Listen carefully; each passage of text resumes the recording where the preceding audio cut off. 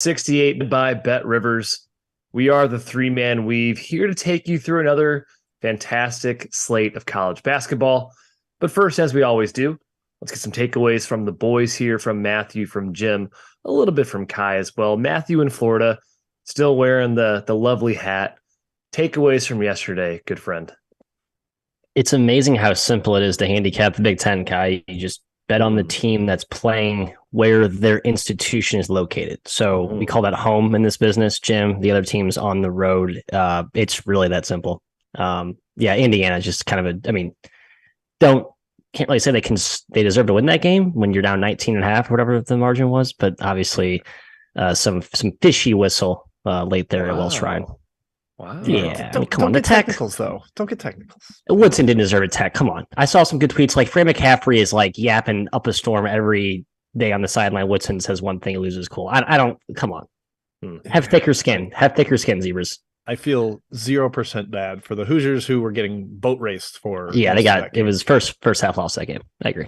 Biggest confusion is Nick Smith Jr. being a total zero for Arkansas and came out after the game that he wasn't banged up or anything. Mr. Musselman just felt they needed to win, so he didn't want to play his top 5 recruit, and they didn't win. So, not a real great response on that one. Big East games are awesome. Keep watching the top half of the Big East. Xavier Marquette, fantastic last night. Every one of those games involving Creighton, Providence, Xavier, Marquette are fantastic. And then also Kai, Atten Wright for Cal State Northridge had 42 last night. Wow. The rest of his team had 20 and they lost by 15. But, tip of the cap to him for trying to carry the load. 28 of their 32 first half points to cover by a half point for those 11 and a half backers. The Matadors. Jim, what game did you just mention I wanted to talk about? Big East? No, the first one. Arkansas. Arkansas.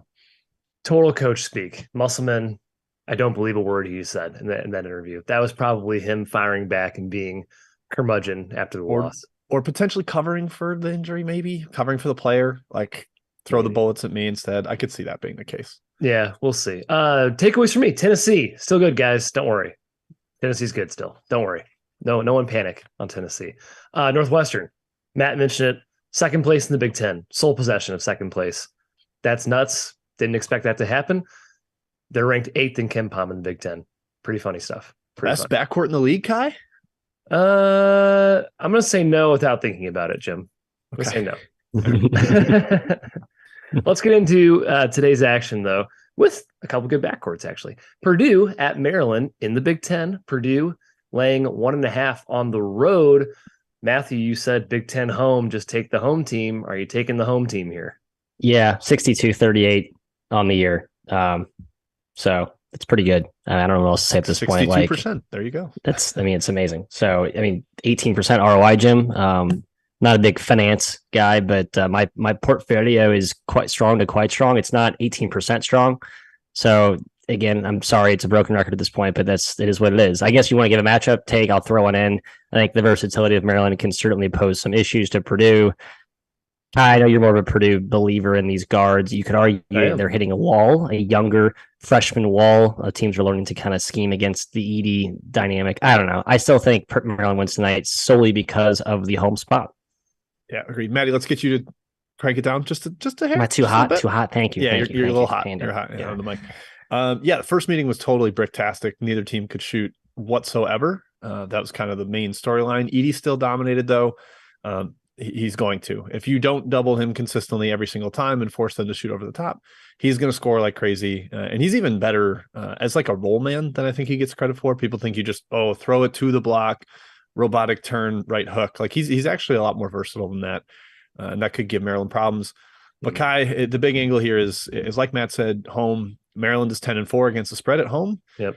Purdue is 2-5 on the road against the spread. So it really tells you that you should tilt pretty heavily towards Maryland. I actually think that value has been bet out of this. Like really Purdue's only like 1.5. I don't know. Just the what the spread is telling me of how close these teams are, I don't fully buy.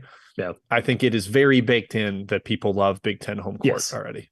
Yes, home court is baked in the line, as is every game, but especially today, right? Wait, hold the phones though. KenPom has this one. I actually don't think it's baked in. Well, he's baking in home. Yeah, but I don't think he's fully captured the recent Big Ten surge. That's you don't think so? I think he gives Maryland a lot of credit for his home. Let's see what he has for Maryland home. I think John Fendler was saying on Twitter today how 3.8. Maryland has blown out a few teams recently that like beating Minnesota by 35 on the road lifted them 10 spots. Yeah, and like, do you really think differently about Maryland because they whooped shorthanded Minnesota? I don't. So this line could have been 3.5 a few days ago. Yeah, but the road home splits are real, and Purdue has lost 2 of 3. Both were on the road. They are certainly weaker away from Mackey. I think that's definitely true. Game 1 was close. The Terps, if you guys recall, 60 possessions, 113 points. Maryland was able to slow the game down. Edey had a fantastic game. Both teams are pretty cold in that game. Like Jim said, like Matt said, there's no answer for Edey here. And frankly, Maryland's defense as a whole doesn't inspire a lot of confidence. They're solid. They're not great. And they're going to give up a lot of looks with Edey's gravity. I actually lean towards Purdue here, getting back on track at -1.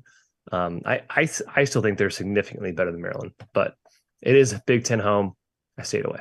Yeah, I am sick of fighting upstream against that with the last couple of days of Illinois and Indiana. Thankfully, actually back to Wisconsin, but no fun backing road teams right now. Agreed. Well, let's see if we want to back a road team here. It's Ohio State at Iowa. And Jim, I know that Ohio State is, and these are real stats, 1-11 straight up and against the spread in their last 12 games. But 7.5 points is a massive spread. And Ohio State manhandled Iowa in their previous game. They beat them by 16. No Pat McCaffrey, but still. What are your thoughts? This is, again, the spread is higher than it should be, but I kind of get it. I think Ohio State might have quit on the year. I think there's a little bit going on there. That effort against Michigan State on Sunday at home was horrific. They scored like 14 points in the first half, looked disinterested. I was really unimpressed. And I mentioned the home road splits with Purdue-Maryland. Let's do it again here. Ohio State 1-7 on the road against the spread this year. Iowa 11-3, covering by 2 a game. And remember, that includes a 43-point ATS loss against Eastern Illinois. They're still covering like that. Yeah, right. They're 9-1 against the spread at home when Chris Murray plays. And the one game they did not cover without him was they were 2.5-point favorites and they won by 2. So like they've been really, really good against the spread when Chris Murray plays. I think there's a little bit of bounce back effort, Kai, after that first meeting, like you said, where Ohio State actually handled them. I don't think it's any sort of like mismatch that you can't overcome in a second meeting. Matthew, I lean towards Big Ten home again. It's high. Laying 7.5 is steep, but I'm not impressed with Iowa State. I think Iowa handles them. Yeah, simplistic thought here, but I agree. I lean Iowa pretty hard. I maybe would be more inclined to take first half at like 4 if you can find that. But Ohio State played sub 60 possessions last game against Michigan State. I think they're just trying anything at this point. Trying to slow it down. Just don't have any fluidity or flow on offense at this point. The under has been hit a little bit. Kyle opened 154.5 down to 152.5. I think people are looking at the Ohio State kind of change in approach or just general offensive ineptitude. I don't know what it is. I guess I can see that maybe. I certainly lean Iowa more than I like the under. But no official play. I mean, that's just such a high number. Like, I wish I had the old handicapper out of me. I could just lay it and look at that home road split, but I still, have my numbers and it just doesn't feel like it's a fair price. Yeah. Game 1 went over pretty easily. 71 possessions too. They played fast. Since that game, I'm seeing 2 and 4 to the under. So Ohio State maybe has put the brakes on a bit, but I think the point of this one is efficiency is going to be high. I think both teams can score on one another. Defense, not great. And I kind of the same question as Jim. Has Ohio State quit on the season? Are they just kind of giving up here? Or is there still some fight left? I kind of lean towards quit just based on what I've seen the last couple games. And certainly fading Iowa at home is not something I want to do. So even though 7.5 seems like way too high to me, I am going to stay away here and put my money elsewhere. Perhaps on this game, Gonzaga at Loyola Marymount. Gonzaga is laying 8 on the road. LMU, Matt, going for a sweep of Gonzaga, pretty tall order. They won at the Kennel. They did get some fortunate shooting luck, but still absolutely impressive. Do the Zags punch back, or does LMU do the impossible? I kind of like LMU here. I think the angle I was initially gravitating toward was the Zags road revenge. But this Zags team just doesn't quite have that same juice to put teams away quickly. And this LMU squad is really playing with some real mojo right now. I don't think any podcast has mentioned the name Rick Azanza more than I have on this show. But clearly he's back and he plays about half the game, but he's an absolute force up front. Doesn't score a ton, but he can at least neutralize the Zags size. Their only two bad games in like the last month or whatever have been the two that he missed. Right? Got blown out by BYU. It's a bad spot, obviously, coming off the Gonzaga win. Then he got boat raced by Pacific without him too. Comes back against St. Mary's. I know that was more about the Cam Shelton shooting, bonanza, but still the fact that you at least have some interior beef, because that's always been LMU's issue, Jim. We know they can score. We know they can shoot. But if you have a little bit of a presence up front, that at least gives you a puncher's chance. And I think they compete here tonight. They've been good at home. So I like the Lions at the better price. Yeah, this was gut like, oh, Gonzaga probably rolls them after being embarrassed at home. Not embarrassed, but like having that home winning streak snap. But the more I dig into it, I think Loyola Marymount absolutely competes. They kind of punked Gonzaga on the glass in the first meeting, and they had double the turnovers of Gonzaga, 16-8, and still beat them at their place. Like, I think they controlled the game a lot more than I even realized and caught on until looking into the details. And Merk Veladze didn't play, one of their big-time stretch forwards, helps them space the floor. Shelton is going to be a demon off the bounce here because I don't really trust Gonzaga's perimeter defenders. I like Loyola Marymount too, Kai. Getting less than double digits isn't super exciting to me, but man, KenPom has it 6. You're getting 9. I think I'm okay with that. LMU is just better than I thought they were. Yeah, spread seems high. I do tend to think Gonzaga punches back, asserts their will on offense. It's still the best offensive team in the WCC by a fair margin. I think they'll force turnovers, force 16 in game 1 when LMU had a fully healthy backcourt. You mentioned Veladze being out, but their guards did play. I tend to think, does LMU have a roadmap or have confidence because they've beaten this team before? They know they can do it. Or do they fade and just say, we did it already. We're not going to do this unprecedented feat, beating the Zags twice in 1 year. I don't know. I tend to lean towards it's too high, Jim, and I lean LMU, or I just stay away. Next game, Pac-12 action, Utah at Arizona. Big spread here. Arizona minus 11. Jim, us bracketologists know that Arizona is still kind of in play for a 1 seed here. I would say they probably need a win here. Utah still has an outside shot at the dance. Plenty of Q1, Q2 opportunities left. Utah beat Arizona in the first game by a significant margin. Can they hang again in Tucson? I don't think so. I think they caught Arizona in the spot of all spots.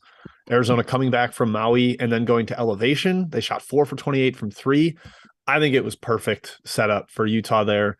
And now with Arizona coming off a loss, Utah without Gabe Madsen for an extended period of time, one of their better perimeter shooters.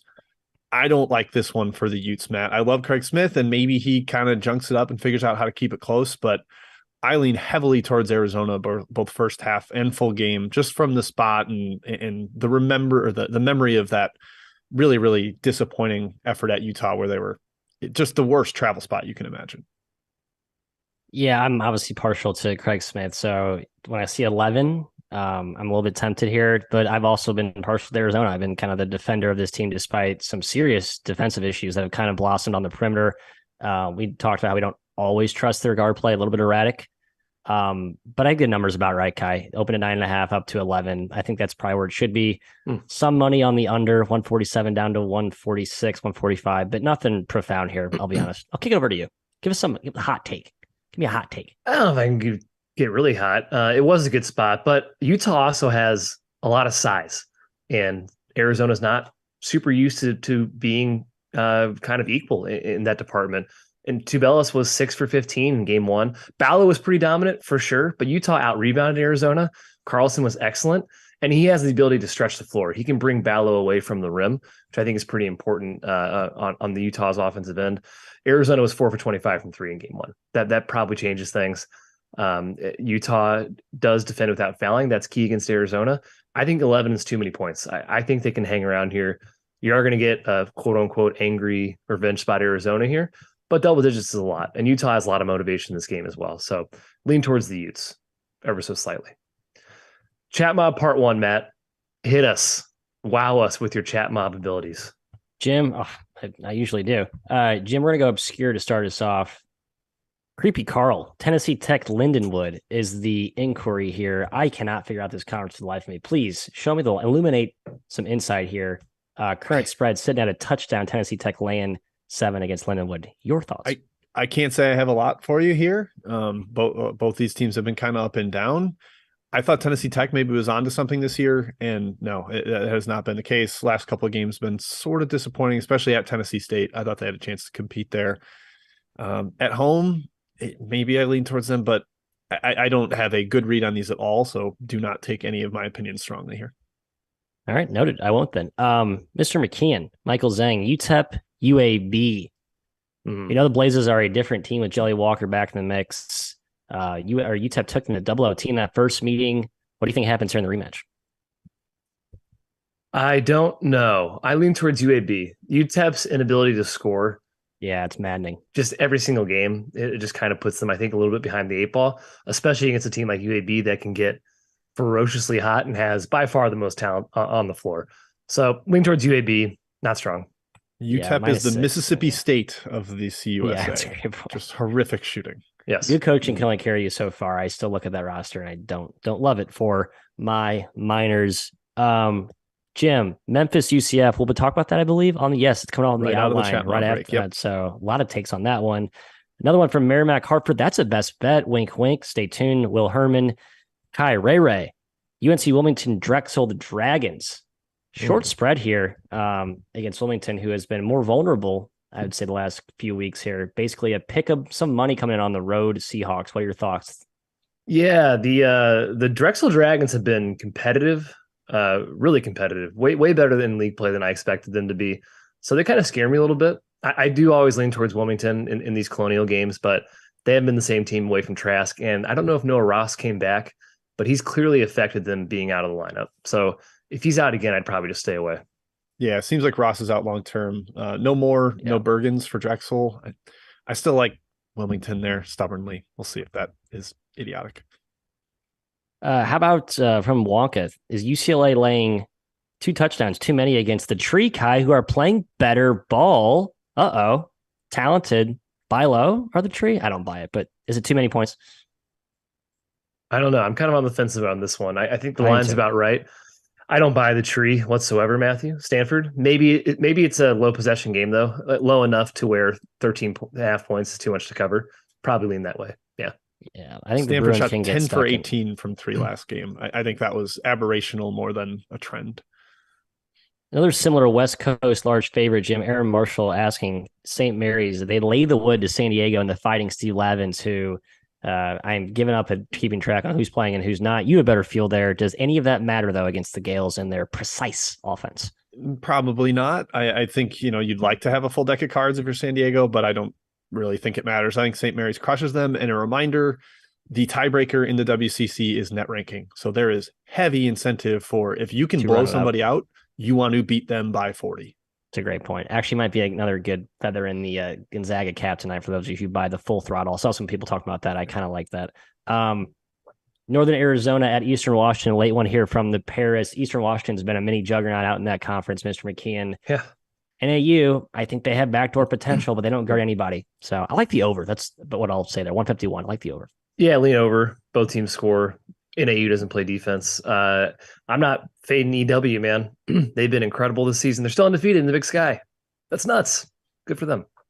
Yeah, good for them.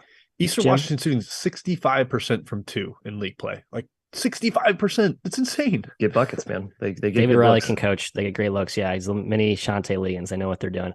Last one here at the Horn, Jim. Sorry, I know you're not keen on the OVC here, but Eastern Illinois versus SEMO.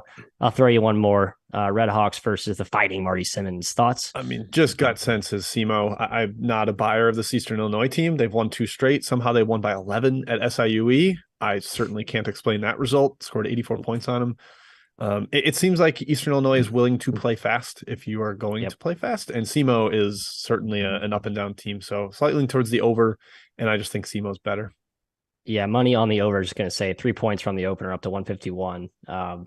So I kind of agree with you there. All right, back to the outline. Memphis, UCF, Kai. Let's do it. Yep, UCF going to Memphis. Memphis is laying 7 at home. Game 1 was a doozy between these two. A little reminder, double overtime, 107 to 104. UCF won. Kendrick Davis was unbelievable. 42 points, 21 for 23 from the free throw line. But despite that, Jim, UCF pulled it out with no Darius Johnson, 16 for 35 from three. It was a crazy game. Who do you like in this one?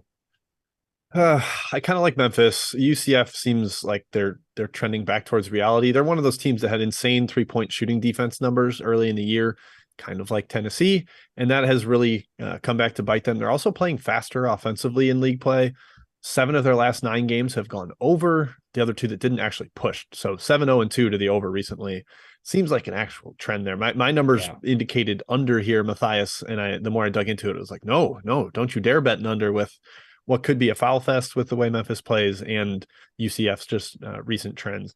So not a super strong take on the side, and just kind of a lean to the over based on the way UCF's been playing recently. Yeah, I mean, look at Memphis. Here are their point totals, Kai's, dating back to January 19th. 88, 75, 99, 80, 90, 99, 86. And that's against some, I would call, fairly strong defenses who don't exactly play at a breakneck tempo. I like the over as well. 2 dance partners willing to run. Interesting enough, Jim, our guy KAO has been starting recently, but hasn't really seemed to help Memphis's defense all that much. Just sort of looking at their efficiency numbers here. The young man can only do so much. He's got octopus arms, but that's if you're just funneling everything to him, what are you going to do? My final point here is Houston lingers on deck this Sunday for Memphis. So you could argue there's a sandwich spot angle here, even though it is at home. I actually kind of like the road Knights here. You know, they're athletic enough, long enough. I don't think they're overwhelmed by Memphis at all. That's a very good point. That's like their season is the Houston game. That's their tournament season, right? They have 2 chances, I think. Yeah. Jim, did you mention the over trend for UCF recently? They're 7-0-2 to the over last 9. I mean, that's nuts. And Memphis, we know, scores. Memphis is looking pretty good for an at-large right now. Cusp on the 10 seed, on the cusp. Most bracketologists had them on the 11. But they need to not trip up too much down the stretch. I think it's a good revenge game for them here. I think they're going to force turnovers. I think Davis scores at will. I don't think UCF is going to hit 16 threes again. The line's probably about right at 7 points. So I am staying away. Memphis gets a little bit erratic still near end games, can cost you some backdoors. Real quick here, Kai, back to, I think hit the hammer the over drum into the ground, just a kind of indication of how much better the college basketball, how much sharper the market's gotten, both on the odds makers side and the betting side. KenPom has us 144. It's basically 150. It opened around 149. So it's overs not as obvious as you think sometimes. Harder to win in February. Market is a lot sharper. Yes. Because things become more clear, more objective, guys, not subjective. Colorado at Arizona State is our next game in the Pac-12. Arizona State laying 4. Colorado is still somehow liked by analytics, Matt. They're top 60 in KenPom, despite being 14-12, 6-9 in the Pac-12. Very mediocre team, especially on the road. They're 1-8 straight up in true road games. They're 1-7 and 1 against the spread with a -8 cover margin on the road. Do you like Arizona State? Great setup for my best bet. Yes, I do, Kai. Even at the worst number, -4, I am taking the Fighting Bobby Hurley and the Sun Devils, despite the known late season swoon Mr. Hurley is accustomed to. Key dynamic tonight, Warren Washington is expected back. I think he is like maybe the most important player on that roster with how awesome he is at defending the rim and how that's been kind of the identity of this year's team, despite the recent struggles. I took Utah over the weekend, just kind of fading Colorado. I think I'm going to ride this fade Colorado train. In general, it's tough to find mispriced, Kai, as you mentioned, bad prices at this point in the season. You're kind of looking to maybe find some streaks or some falling knives or some soaring comets. I think current form, basically. Yeah. And I'm looking to fade Colorado. So I think Arizona State with Washington back tonight is the right team to do it with. So give me the Sun Devils -4. Yeah, Washington matters a ton. The first game between these two was really weird. Colorado was up 12 with like 6 minutes left and then scored 3 points the rest of the way and collapsed and let Arizona State basically win at the buzzer. Wild game. I remember watching it all the way back in December. Yeah. It's been a while. The same as the Arizona-Utah rematch where like that was the early Pac-12 stuff. Don't have a super strong take on the side, Matt. These are 2 teams I'm not totally trusting of. I think they can both be fairly erratic. Would imagine they're low on Hazometrics consistency rankings now that I say it out loud and talk through it. Pull it up for you. I also do sort of like the over, but Washington returning spooks me off it a little bit. Like you said, he's a key rim protector. So Kai, nothing for me on this one. Yeah, and Arizona State's still in the mix for a bid. They probably need to win 3 or 4 games here down the stretch. Can't lose this game. Jim mentioned December is when these teams played the first time. Crazy we're having conference games that early, but it is the nature of it now. Frankie Collins didn't play. Colorado did blow a 15-point lead. I expect Arizona State's athleticism, their quickness, to give the Buffalo ball handlers some trouble. And I'm going with the curtain of distraction as well, Matt. I'm leaning your way at -4. Go Sun Jim. Devils. Go Hurley. Good tee up for me, Jim. Hazelmetrics 358th is where Arizona State ranks in consistency, implying they are extremely inconsistent. They're also 343rd in their momentum. So they have not been trending in the right direction, but I think Washington helps kind of steady the ship there tonight. All right, next game here. Florida Atlantic, the darlings of Conference USA. They're heading to Middle Tennessee for their toughest game left on the schedule here. Goodbye, Matt. They're still in good shape for an at-large bid, but margins are always going to be razor thin for a mid-major. Oh, okay. He's getting his shirt out. I hope it's Miami Vice. I really hope it's the Miami Vice branded stuff. No, Jim, the team store had like 5 shirts. Oh, wow. Show us. Winning in paradise. Let's go, baby. Hoot, hoot. Very cool. Like I said, Jim, though, margins are razor thin for a mid-major making the dances in at-large. So there is no slip-ups here. There's not a lot of room for error here. They handled Middle Tennessee easily in game 1. What do you think they do tonight? I generally kind of think the FAU line value is fully gone. The fact that they're top 40 in KenPom, people are very on board with the fact that they were one of the best ATS teams early in the season. So it's tough to find really good lines for them from a numerical perspective. So you got to look for spots. I don't know if this is a great spot. Having whooped this team already, Middle Tennessee going to be very highly motivated back home in Murfreesboro, down there in central Tennessee. And I think Middle Tennessee actually has the athletes to kind of match up with FAU's real 4 out, 1 in type of stuff, Matthew. Perhaps FAU dominates the paint. I think Golden can kind of overwhelm Dishman inside. He's got a lot more size than him. But if you're not able to just drive into the lane at will as FAU, then your defense or their offense becomes a little bit more mortal. So I kind of lean towards Middle Tennessee here, but I hope our Owls continue to blow teams out. Yeah, that's exactly what Louisiana Tech did to them over the weekend, Jim. Like, even though FAU was up 17 in that game, they were making tough shots and executing at a super high level, and still it was a struggle to pull away to keep La Tech at bay. And Middle Tennessee replicates that formula. I think they do compete here. I still love my Owls. I'm obviously not going to fade them, but I do worry about that matchup angle. And I think La Tech also exposed the one weakness in FAU's 4 out, 1 in. If you have like a power wing or like a hybrid type of swing guy that can kind of post up, you can really exploit FAU, and that's where La Tech found success. And Middle Tennessee has a couple of those types of dudes. So I'd be worried. I'm worried about Owls tonight, but I think they get it done. I wouldn't bet them. That's all. Yeah, like I said, FAU handled them in game 1. They beat them by 18, despite Middle Tennessee hitting 42% of their 3-pointers. That's pretty hard to do. FAU just has power wing. It's like a power wing. Power wing. I'm trying to get the right. FAU just has so many weapons, man. They can shoot, they can post, they can drive. They're deep, they're old. They're just an impressive team. And Middle Tennessee, which I've said before, is my whack-a-mole team. And I think they're whack-a-mole in general. They can beat anybody because they can get hot, especially at home. They're 6-3 against the spread, +4 cover margin at home this year. They're no doubt they're hyped for this game. And this is the CUSA squad this year in FAU coming to your hometown. You're hyped up here. 4.5 point spread. I do kind of lean towards Middle Tennessee. It's tough being the hunted like FAU is late in the year. You're going to get everyone's best shot. It's really hard not to slip up. So I'm leaning towards Middle Tennessee as well. I'll say this. Look at FAU's opponent shooting. Everyone's made shots against them the last few weeks, and FAU hasn't really shot that well. So I actually think there's a little bit of regression in FAU's favor. I'm also just an FAU homer. That's all I'll say. I'm done. Sorry. Last game on the rundown. Yes, we're talking ASUN, baby. Excited about this one. Liberty at Kennesaw State, the battle for first place. Winner, Matt, is in sole possession of first place in the ASUN. It's the only meeting between these two teams as well. So this one's huge. Kennesaw has been awesome this year. They returned the second most minutes in the country in college basketball. They're very experienced. They're balanced on both ends. But can they handle Liberty, the best team in the ASUN by a significant margin? Kennesaw is a 6-point dog at home. Your thoughts? Yeah, I like Kennesaw. I'm trying to find the updated. I'm going to toss to Jim here while he can fill time while I find the ASUN home splits. It's not as bad as the Big Ten or not as stark as the Big Ten, but it's damn near close. And I think the way Kennesaw shoots I think gives them a puncher's chance. And I like Kennesaw. Ton of money coming in on Liberty here. Is there an injury I don't know about, Jim? I don't quite get that. I don't think so. I like Kennesaw too. Last time they played at the end of last year, this was a younger version of this Kennesaw squad. Went to overtime, 193, just a total shootout. I think Kennesaw can score here. Liberty's whole thing is pack the paint, make you shoot over the top, and they've had a lot of success with that in this league, which is surprising because the ASUN does take a ton of threes, but Kennesaw can really shoot it. 28th nationally in 3-point percentage. I think there's actually that matchup edge for them. They've got some different wing defenders or guard defenders they can throw at McGee, and he is the engine that makes Liberty go offensively.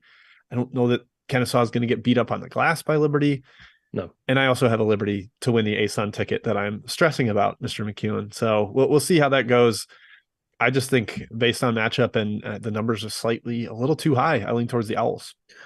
Kennesaw can shoot. I don't think it's their preference. I think they'd rather attack and get their buckets inside in the paint, which is a little bit worrisome. They're not really a jump shooting team, but they have the ability to. And I've done a total 180 on Abdur-Rahim, the coach there. I mean, he's built this program in 3 or 4 years to top of the ASUN from bottom of the country. It's been impressive. So I do sort of trust him to think of a good game plan for this one.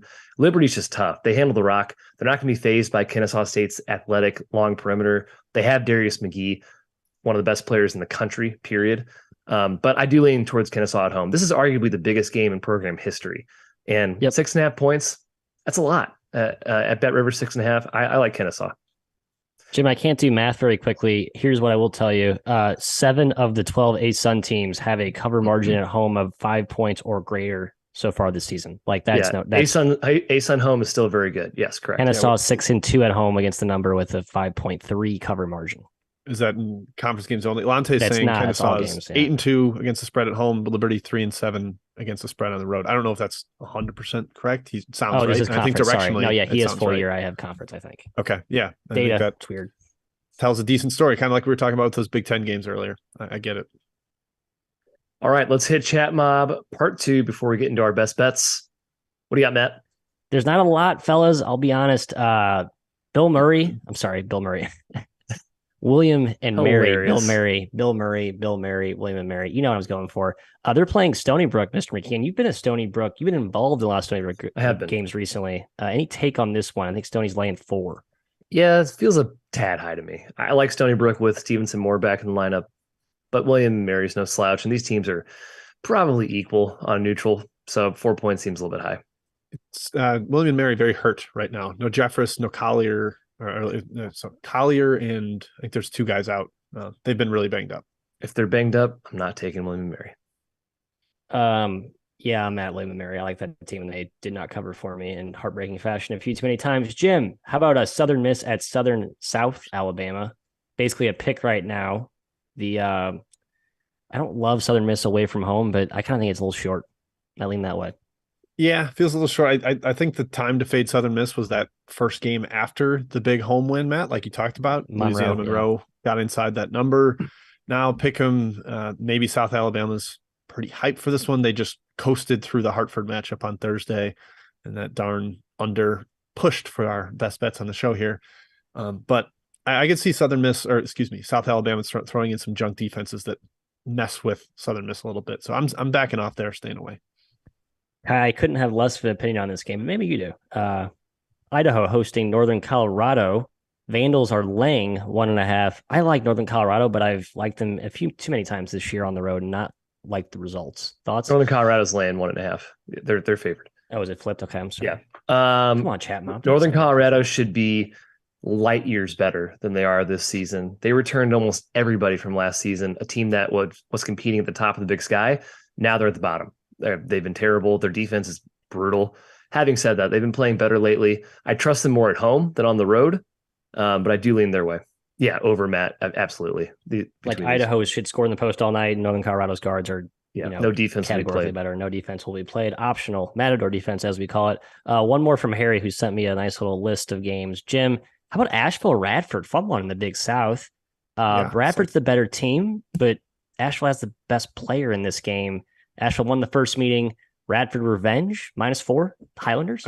This is like for the title, basically. I believe Radford's 1 game back of Asheville. I think Pember's going to have a big one, but Radford, I think the first game was the one where they just let Pember get his and completely took away everybody else. Need to double check that, but I think Radford's really, really well coached. Will have a strong game plan here, and they're more balanced attack. I think ties this up at the top of the Big South. Let's get Ray Reyes here at the horn.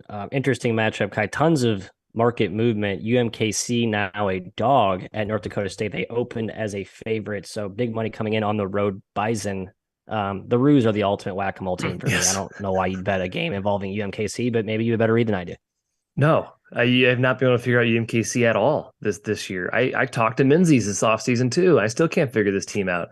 And this would be a classic. Kai takes North Dakota State because they should roll UMKC over, and UMKC wins by 20.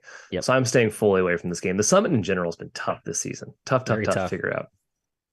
Jim, I'm just going to pick on you here with these OVC games. Do you want a little Moorhead? Do you have a take on Moorhead or no? I have no take on the OVC. Is Moorhead home? That's my question for you, Matt. Moorhead is at home. They're laying 5 to Tennessee Moorhead. State. Boom, yeah, done. I kind of agree with that. League is Garbaggio. Tennessee State, Tennessee Tech, talented, underachieving. They're all the same. They're both the same to me. I can't quite ever delineate them. Mm-hmm. Moorhead's really righted the ship. They won 7 of the last 8. They seem like they've kind of figured it out. They changed over, I think, all 5 starters and maybe returned 1 from last year, and they're really hitting their stride. They changed defenses midseason. I think I bet all 4 of those games they did not cover and lost to start and gave up on them. And look, what do you know? Kai, can I throw one to you at the horn here? You may. Where is it? I lost it. Oh, should we talk about the day ball game? Yeah, sure. Francis. Who they playing? Who's playing? I don't know. St. Francis versus St. Francis, baby. St. That's right. The Francis Francis is good. I was trying to see. I was trying to look for ATS because it seems like, as Jim mentioned before the show, it seems like St. Francis, Brooklyn, or New York, whatever your preference is, covers every time they're at home, and it's a weird team. It's a weird early gym. Tips. It's. I think it really, really helps them. They're 8-4 against the spread at home, Kai. Yeah, and I'm not sure if it's their actual gym. I think they've played there like last year too. I don't think it's a new thing. It's like a D3, but it is small. Nearby. It is weird. It's like a rec center thing. Yeah, and it's strange. And they tend to cover there, at least anecdotally. I have not looked at the stats. 8-4 against the spread at home. 8-4, sorry, gotcha. Yeah, lean their way, Jim. St. Francis, Pennsylvania is 4-9 against the spread on the road. So if you buy that's usually a better home team because that travel is like the toughest in the NEC.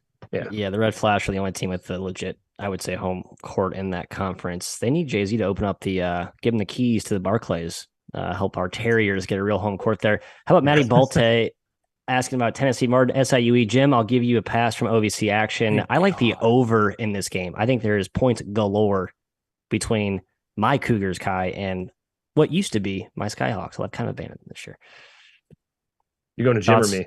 I'm going to you. Jim is Jim is immune from any more OVC. Might have been my most opinionated game, actually. Kind of like SIUE.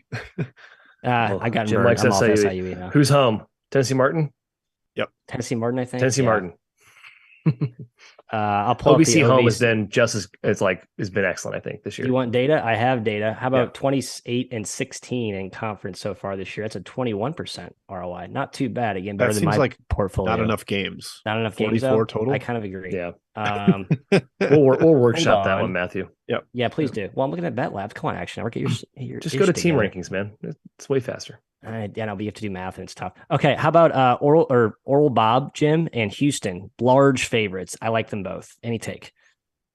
Yeah, I think teams are giving their best effort against those teams, but they're starting to both sort of assert their dominance. Arsenault is probably out for Houston, which hurts their depth a little bit, but maybe not a needle mover on the spread. I guess gut-wise, I like them both. Houston has been an awesome first half team. Oral Roberts has been a dominant second half team. That'd be kind of the way I'd split those. Agree. Although Oral Bob did collapse second half last game, but no, they're just awesome. Love that team. Any at the horn? I'm looking. I don't see any. Let's go to best bets, Kai. Start us off. No, you start us off. I'll take it right back. I already said Arizona State -4, fading the Buffaloes. Sorry, Tad Boyle. I am selling Boyle ball for the rest of the year. Headed off to Kai. Your best bet. Milwaukee plus 9.5 now, came down pre-show. Milwaukee 9.5. In my opinion, this spread is nuts. I know how good Youngstown State is. I know how good they are at home. They're just 6-5 against the spread at home, which actually surprised me. I have it in my head it's a much tougher place to play. I think Bart Lundy's a super smart coach for Milwaukee. It's a great game planner. And this team beat Youngstown earlier this season by 13 points. It was really good shooting splits, but it's still a good sign they can overcome, they can dominate against the Penguins, and they can hang with the Penguins on the glass. They actually out-rebounded them in matchup 1. The winner of this game moves to first place in the Horizon. I don't think the Panthers will win, but I think they do hang within double digits here. Give me Milwaukee. Yeah, it feels high. Kai, our guy Jeff Nadeau, saw the Milwaukee team at the airport, and he said they're locked in after a bad loss. So we'll see. Well. Who knows? Your turn. Jim, your best bet. That's okay. All right. Merrimack, Hartford, under 123.5. That's one of them. 6 of the last 8 Merrimack games have gone over, but it's been a lot better shooting for them. And I think these games with Hartford generally tend to be under types when you're in the middle of league play. And if you haven't seen the Merrimack zone, it is mystifying. I think a lot of teams have had more success against it in the NEC. Seeing it multiple times through the years, Hartford is going to be like, what is this concrete mixer thing? And Hartford's really slow offensively. The zone grinds games to a halt. So like that one. And then also New Orleans, Texas A&M Commerce, under 144. I believe I had the under as a best bet in the first meeting a few weeks back. Commerce really slowed them down to a grind. They're playing really slow in league play. That's kind of their MO coming up from D2. Had a 67 possession game that had like 120 points. Hopefully it's that inefficient again. But I think this one's a crawl, and Commerce really controls the tempo at home. So under 144 there. Commerce led by CJ Roberts, formerly, I guess never actually played at Mizzou, but was committed to Mizzou. So he's been Mizzou everywhere. That guy. Thank you for joining us, guys. If you hit the like button on the way out, that would be most appreciated. Again, thanks for joining. We're back on Saturday. We're off tomorrow. We're back Saturday at 10:15 Central for another show. Thanks to BetRivers and the Field of 68. Good luck on your bet.